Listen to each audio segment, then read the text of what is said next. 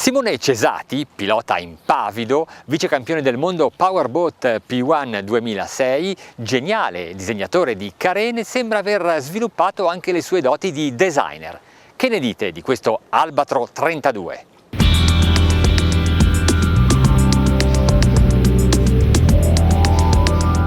È uno dei tanti modelli prodotti dalla Albatro International, che costruisce anche un 45 e un 50 piedi e ha in progetto maxi rib fino a 70 piedi di lunghezza, realizzati sulla base di una lunga esperienza nelle competizioni e nella costruzione di motoscafi da 7 a 13 metri. Negli ultimi anni i maxi rib hanno conquistato una posizione sempre più importante sul mercato, sono diventati un oggetto di moda, ma non dobbiamo dimenticare alcune ragioni tecniche ben più importanti, come la stabilità e l'inaffondabilità di questi mezzi. L'Albatro 32 è disponibile con motori entro fuoribordo o fuoribordo, nella versione open o con cabina.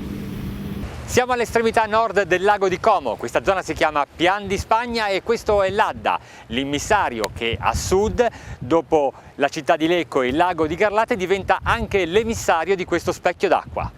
Su questo esemplare cabinato il ponte è rialzato per dare altezza alla cabina sotto coperta, ma nella versione open qui si trova un divano semicircolare che permette di utilizzare questa zona sia come living che come prendisole.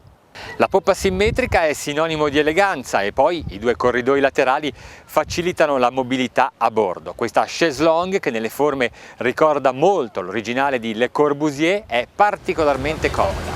Con tutta l'esperienza maturata dal cantiere nelle competizioni, la postazione di pilotaggio non poteva che essere perfetta. Leve di comando nella giusta posizione, sedile a inclinazione e altezza regolabili e una ruota di timone molto grande, piuttosto originale nel disegno, ricorda un po' il volante delle Citroën DS degli anni 60, ma estremamente funzionale.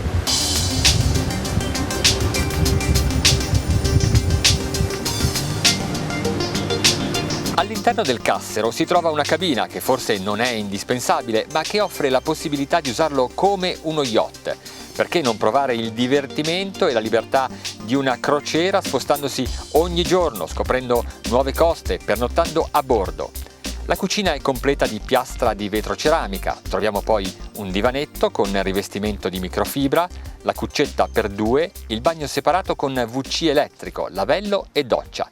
Il piano di calpestio è rivestito di teak. L'Alto Lago è spesso spazzato dal vento, è un paradiso per surfisti, velisti e per gli appassionati di kitesurf. Per me ha un sapore speciale pilotare un'imbarcazione progettata da Simone Cesati. È lui che mi ha permesso di vincere il campionato del mondo Powerboat P1 nel 2005 modificando la mia imbarcazione da corsa. All'inizio della stagione andava più lenta di un pattino, alla fine del campionato era la barca più veloce della sua categoria.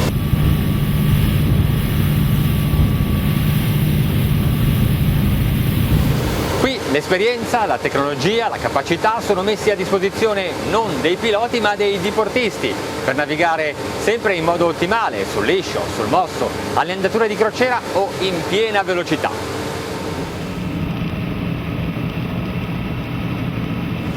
Siamo a metà del nostro percorso, questa è Dervio, il paese più ventoso del lago, tant'è vero che ci sono ben 3 circoli velici, ma a noi piace la velocità a motore.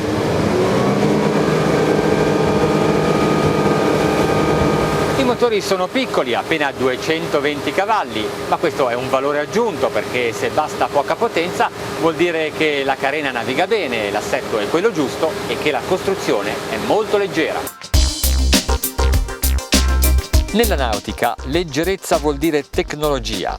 La robustezza si può ottenere ispessendo gli strati di vetroresina, ma ciò comporta un aumento dei pesi. Meglio invece utilizzare fibre e metodi di lavorazione avanzati, ad esempio stampando sottovuoto, come in questo caso. Si ottiene così più compattezza e solidità e inoltre si minimizza la quantità di resina, che è l'elemento più pesante e più debole della struttura.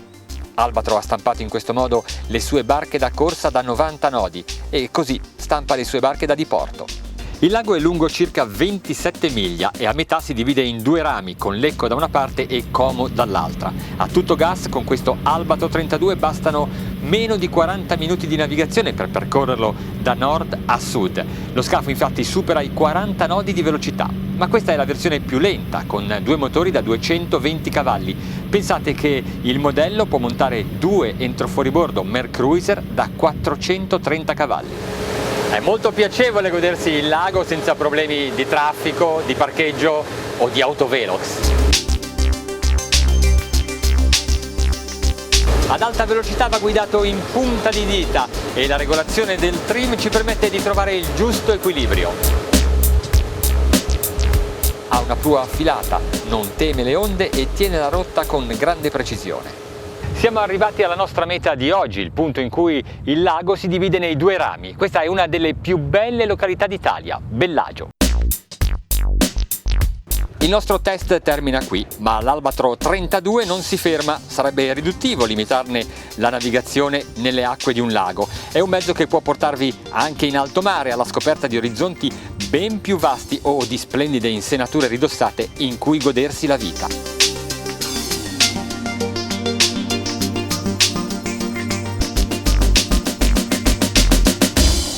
Non è un sogno irraggiungibile perché a seconda delle versioni e delle motorizzazioni il suo prezzo parte da 129.000 euro, in pratica come un piccolo monolocale in una località turistica non troppo famosa, ma questo è molto più divertente.